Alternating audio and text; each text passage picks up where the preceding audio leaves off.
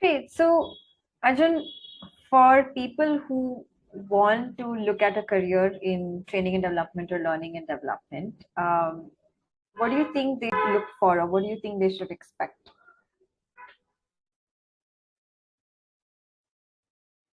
It's a big, broad, huge field. It's an ocean, right? With so many different areas, specializations, career paths, fields of work. So, like medicine or engineering or any other field, it's a huge field, right? And some career paths are structured. You can actually plan to study and train for this and then get these credentials and da da da da da and become this. Some career paths are very non-linear and organic, and you can make an entry into it from any profession, like I've done, right? Hospitality to radio to three, four, places in L&D, and then now to leadership development, coaching, program design, and so on. I'd say the guiding principles are very generic. It's not specific just to L&D. I think if you're somebody in your early career stage, straight out of college or with 1 or 2 years or a few years of work experience and looking to enter this industry, for that matter, whichever career stage you're in, I think try and look for which of your skills, if you're going from one field to another, if you're coming into L&D from a different field, then my advice is look for skills in your existing profession that can be transferred into the field that you're choosing in L&D, in learning and development. So transferable skills are like the secret sauce. Sometimes you may not know that the skill is transferable, and that's where self-discovery and self-awareness helps. Becoming aware of what are some of your strengths, what are the things you're really good at, what are the things that over a period of time you've demonstrated results with or impact with, or you created value with. And then you ask yourself that question, can these skills be applied in the L&D industry? That's what I did. My recipe was, I'm an entertainer. In radio, I was an entertainer. Okay. And I had all these skills as an entertainer: public speaking, oratory skills, imagination, creativity, connecting with people, having conversations with people, getting the best out of them, getting people to tell their stories. I said, these are some of my skills. Now, where else can these skills find new application? That's the question that helps you find out which of these skills are transferable, which of these skills are not transferable. So if you're coming into L&D from another field, look for skills that you have that may be transferable. And of course, you'll need to learn a whole bunch of new skills, maybe add on a few credentials to get good at what you do and for people to take you seriously. So that's one. If you're starting out in the L&D industry, then I think, try and you may not figure this out, like that in the first year or 2 years. It's a very slow process, but I think just having that antenna that is constantly tuned into answering this question, which is, what am I good at? And what do I deliver value with? That what is it in me that delivers value or creates an impact or makes a difference? That just knowing what those core strengths of yours are will give you, it'll become like a lighthouse that starts to give you direction, right? Because then it'll help you answer questions. Like in my case, what am I good at? I am good at listening to people, understanding what they're going through, and getting them to find new ways of tackling their challenges. Where else can I do it? In radio, I was doing it. I discovered that ability while I was because I had to interview people. I had to ask people questions. So there was a lot of inquiry about what's going on in your life, how, tell me your story. And I said, and outside with friends, with family, with acquaintances, that strength started to express itself in different ways. So become aware of your strengths and discover through trial and error, through experimentation, through inputs from others who've experienced, had interactions with you, experienced your work. Find out the various ways in which your strengths express themselves. One strength may express itself in different ways, in different situations, or in different fields of work. I think just knowing your strengths, like you'd know your best friend, right? Your relationship with friends deepens and deepens and deepens, and you get to know people at a very deep level, whether it's a friend or a companion or a family member. Similarly, look at your strengths as real people within you and get to know them, and then say, what can I do with this strength? That will start unlocking doors, because you're going in with already something that you can offer, right? And if you're somebody just entering the world of work, it can be intimidating to see so many options and so many fields, and your peers and friends doing this one, studying abroad, going here, going there, and then you're like, okay, what do I do? Sometimes you might be you might be pushed to do things in a hurry as well. At such times, just get to know your strengths through reflection, and there's no major, brain surgery you need to do to understand it. But it's just very day-to-day tuning in to yourself, noticing what you do and noticing how it expresses itself. What kind of a difference is it making? What are people saying about me when I do this? So slowly, over a period of time, you'll start to see proof. It's not just random testimonials. You'll start to see the proof of what you're capable of. And then with that, if you start hunting, if you start looking, the search, the mystery, the mysteriousness, the ambiguity of career search becomes a lot more easy to handle when you at least have a basic awareness of your strengths. So that's my input to anybody, setting out to build a career in training and development or in any other field. Basically, ultimately, work is one way in which we can make a difference in the world, right? Some people have careers where they're like, really fighting for a cause or working towards a cause. It's a very clear-cut social impact path, right? And for a lot of us, our paths don't unfold like that. You might just start working in a company. And considerations are different for different people. For some people, the driving question is, I need to be stable. I need to be independent. I need to make more money. Which field will help me make more money, right? For some people, it's a cause. I want to work in addressing this social problem. So then, how can I build a career towards that?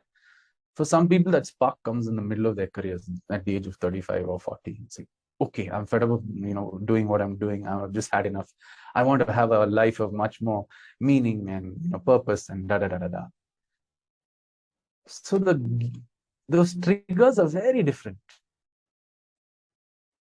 So for me, if I have to just simplify all of this gyan into just one or 2 points, it's just, if you can discover what you're good at, your struggles will become more enjoyable, endurable. The ambiguity will start to make, you'll have more patience with the ambiguity, with the struggle, with the chaos, with the confusion. And then when clarity comes and you'll know that, wow, this is what expressing my strength looks like. I've hit the jackpot. That's an amazing feeling. And that also will come. Wow, thank you for all of those insights, Arjun. I see you've gone into your element, and it was great. Thank you for sharing that. And I'm going to leave it at that because I think that was actually very insightful. But I'm going to also ask you a little bit of a tactical question. So Sure. again, for people who are especially just starting out and are very interested or could be interested in this space, uh, are there like top three things in terms of, it could be aptitudes or skill sets, that a profession like this would really fit, or or someone with these skill sets or aptitudes can actually thrive? You mean in Anything the training and development industry? yeah. Okay. Huh. I think the ability to listen and understand people well, that I think for me is the starting point. Because in training and development, you're helping people work through professional goals, challenges, going from one milestone to the other, build career paths, solve problems in the workplace. I think for me, the starting point is, can you build your ability to understand people well? That's point number one, because everything you build or design or deliver, whatever you do from there on, is as good or as bad as your understanding of people. So training, I think for me, is knowing, being able to understand what is the problem that I'm being sought out to solve or to help somebody with. How can I understand it very, very clearly? And you know, so there may be mindsets, there may be skills that you need to develop in order to be able to understand somebody well. Empathy, compassion, listening, active listening, inquiry skills, asking the right kind of questions. So understanding people well. Second, being good at invest time, energy, effort in getting good at your craft, whether you're in coaching or facilitation or training or writing or publishing or instructional design or whatever area of the training world you're in.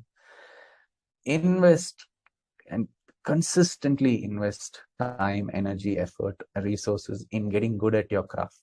Sharpen your saw constantly, because that's just like how musicians practice or sports people practice or anybody else practices, right?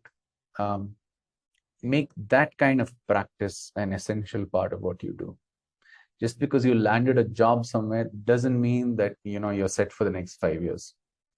Doesn't Just because you made an entry into a certain profession doesn't mean you can rest there and then just ride the tide.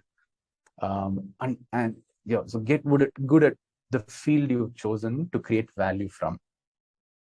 Okay, if you've chosen coaching as something that as your main field, then invest time in practicing coaching. Like going to the gym every day, you've got to do your coaching workout. That's when you'll start to see, what am I good at, what am I bad at, what do I need to change. So have that machine running parallelly. Point number three, whichever industry you're in, understand that domain well. What is happening in the world around me in general? So take a nice big helicopter ride, go straight up into the sky and see, how is the world changing? What is happening in the world?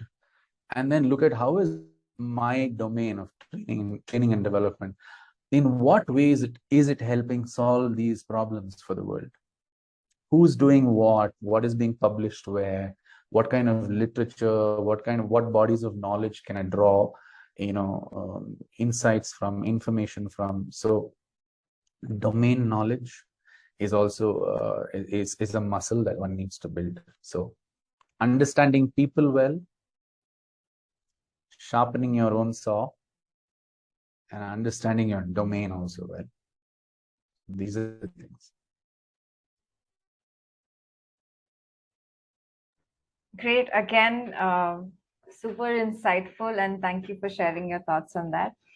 Just going to move on to maybe the last couple of questions. And uh, earlier, you kind of talked about, all of it, kind of your career transitions kind of seeming random, Mhm. And I think that there's probably a lot that you went through as you kind of made those switches. Any thoughts on what got you through that? I mean, I'm sure while you're going through it, it might not have been the best place to be. A lot of questions, a lot of figuring it out. Mm. Just couple of thoughts on, what got you through it, sort of also like telling people who are maybe also in the same space, uh, Yeah, what could kind of help them as well. that's a really important question to answer. So thanks for that. See, when you move from one field to the other, one job to the other, when you're making radical switches from one profession to the other, your identity changes.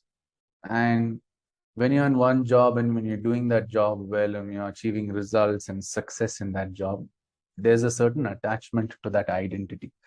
You attach success to a large part of the success flows out of that identity. Like for me, as a radio jockey, here's how success looked like. Here are the things that I did well, and a lot of that success was in some way attributed to that identity of the entertainer, of the radio jockey, of the public speaker. Now, for me to move into training and development, right, I'm basically taking out all that skin and just shifting somewhere else to a field where people don't recognize me for the impact that I'm creating in this industry or this field or this role, right? I'm a nobody. I'm a nobody in no man's land trying to figure my path out. At that time, you don't have the anchor of your old identity. You also don't have your new identity fully developed yet. So you're on this transitory bridge, that gray zone between your old self, where that's your comfort zone. That's where you feel strong. And you've made the choice to move to the other part, the bank of the river, knowing fully well that that's where I want to start building my new life. But this bridge is where you don't have the luxuries of your old identity, right? At that time, you can be very vulnerable. You may tend to doubt yourself. Your confidence can take a dip. Clarity may not be, you may not have that kind of clarity that you had in your old identity. These are all the things that that can happen. You may go through this dark cloud, right? So to go through that dark cloud effectively, the things that helped me are, again, find out. I knew fully well that those skills of mine, some of my skills were transferable. I'm just figuring out where and how. So that little self-awareness helped me at least take the plunge to say, I'm taking this plunge because I know these skills are transferable elsewhere, or that I don't have the skills for a new field at all. I'm just very, very inspired by a cause that I want to work towards. So now I'm moving towards another cause or another, a problem that I want to solve, but I don't have the credentials or the skills for it. That's also fine. At least knowing that you don't have it will help you start planning on how you can build the skills for that. So at your starting point, this little self-awareness is one of the anchors. The second challenge that you can encounter is, see, a lot of the people will associate you for that old identity of yours, your friends, your family, a lot of your peers and all that. And for me, it was like that. Even now, it's been more than a decade since I quit radio. But people still ask me why I quit radio. Arjun, you're this entertainer. You're the one who makes us laugh every time we meet. You do the. People have an attachment to your old self. And when they see you moving out of that identity, it's a sense of loss for them. It's a sense of loss for them that, oh God, this is not going to be the same Arjun anymore. Where is he going? What is he up to? Oh God. And sometimes well-meaning people, because they don't want to lose that version of you, they will try to kind of, give you reasons to stay here, to be risk averse, all with very, very good intentions. It's more like a survival mechanism for the people who are not comfortable with you losing your old identity. At that time, you can start to become very tentative, doubting yourself. Am I doing the right thing? Oh God, am I making a mistake? Wasn't I better off there? Why am I thinking of this shift? Um, in those times, again, knowing what you're good at and why you want to make that shift will help.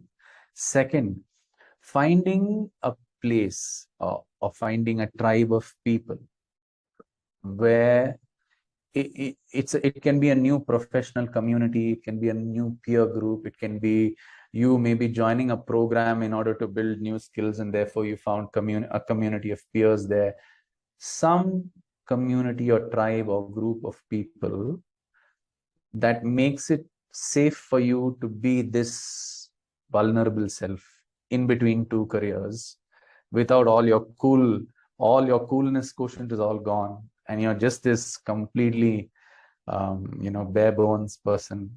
Your old skin is gone, your new skin hasn't grown.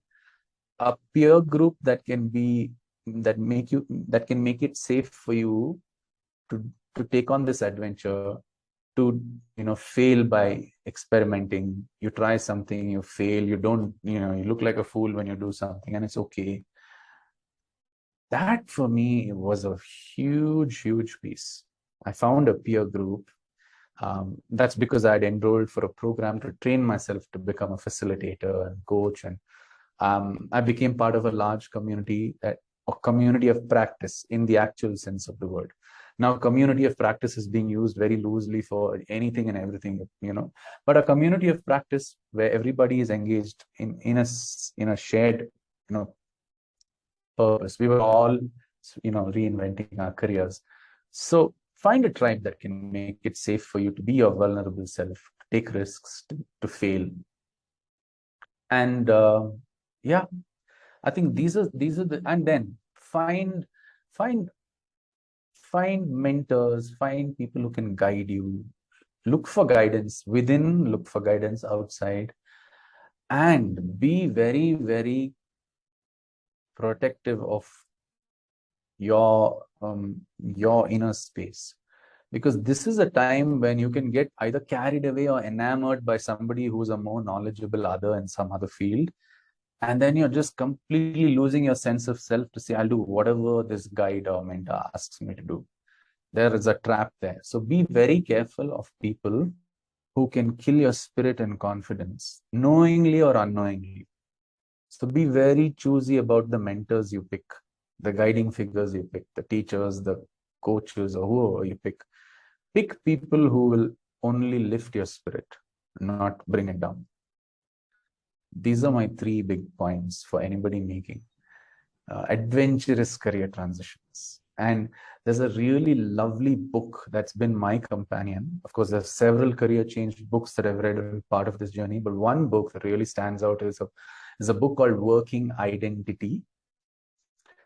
And the author's name is Herminia Ibarra. She's a professor of organizational behavior. And at some point in my career change phase, I stumbled onto this book and got so much wisdom from the book. Kind of started to describe the things that I was going through, but I didn't have a way to articulate. So yeah. Thanks again, Andrew, for your thoughts and for throwing in that book recommendation. I think last question I'm just gonna ask is for people who are new to this space and just starting out.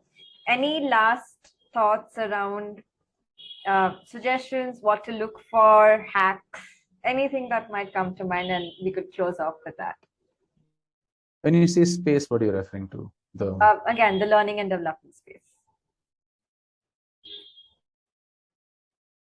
No particular hacks, because I don't know if I'm giving advice or recommendations for a specific problem.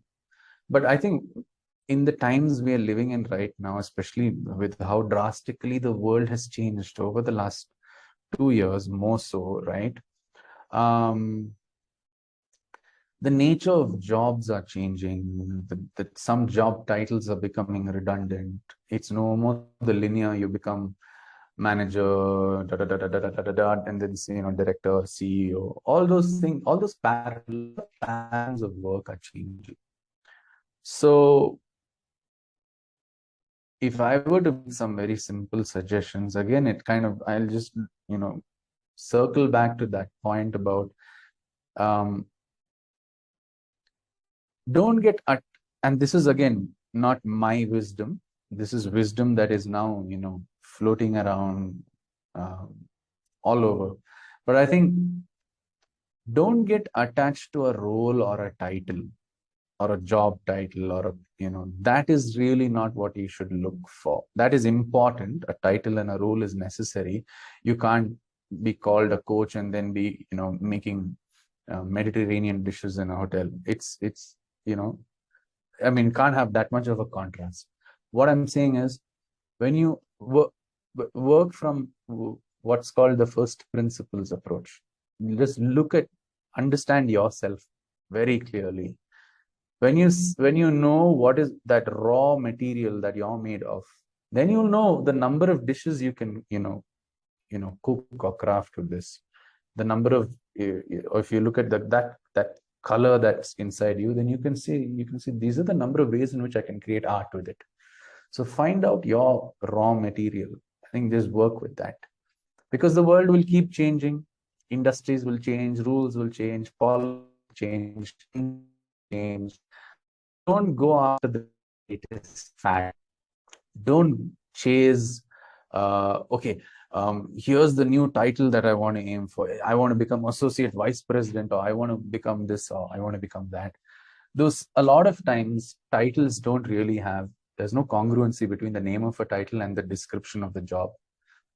And these days, a lot of job descriptions basically pack in so much that they want from you. Then you look at the title and say, these are the number of things you want from me. Hello, I'm not a superhuman. So be very careful of, don't look for jobs just based on titles. Don't build your career just based on job titles. Build it from your strengths. Build it from the number of ways in which your strength can express itself in surprising ways. Look at this chap who went from hotels to radio to all these places in training and development. I didn't chase any of these job titles. I never even knew they existed. They just popped up. But I constantly kept educating here's some, good, I'm glad I remembered this. I educated my potential employers as well about how I'm connecting the dots.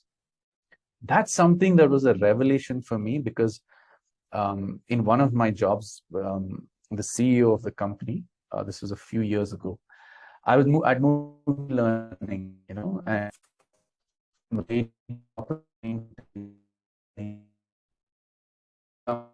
nice celebration there. Everybody comes down and it's you, shares nice thing. That time was so, to Mike and said, Arjun, we were taking a huge risk in hiring you, and we had no clue why we're taking such a risk.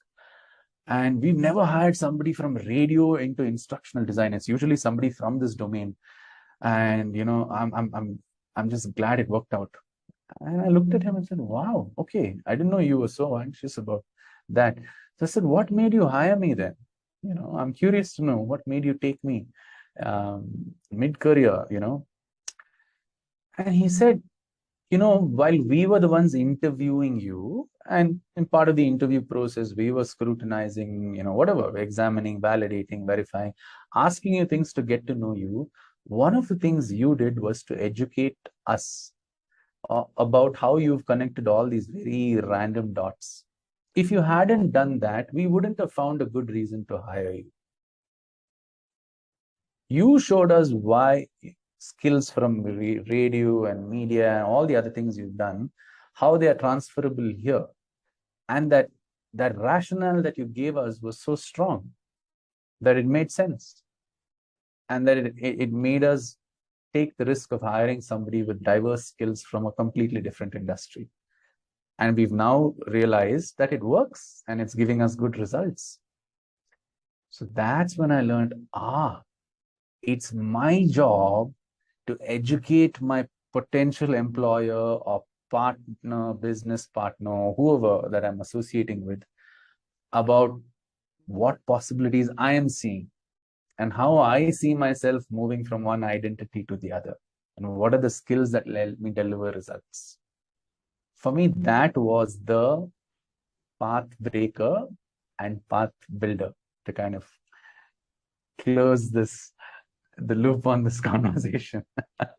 Amazing. Thanks for actually closing that loop and throwing in Path Builder there. But I think again, pretty intense, but very insightful. And one thing just kept coming to me as you were sharing the last bit is also just building a capacity to adapt over a period of time. I think that's critical. So, and with that, Arjun, thank you once again for taking time out to speak with us. It was a pleasure talking My to you about this. pleasure. Thank you for inviting me, Rachna. I enjoyed the conversation. I hope it was helpful. I'm sure it was, and I personally think it was. There were a lot of things that I resonated with as well, so it was great. And for everyone listening in, thank you so much for joining us.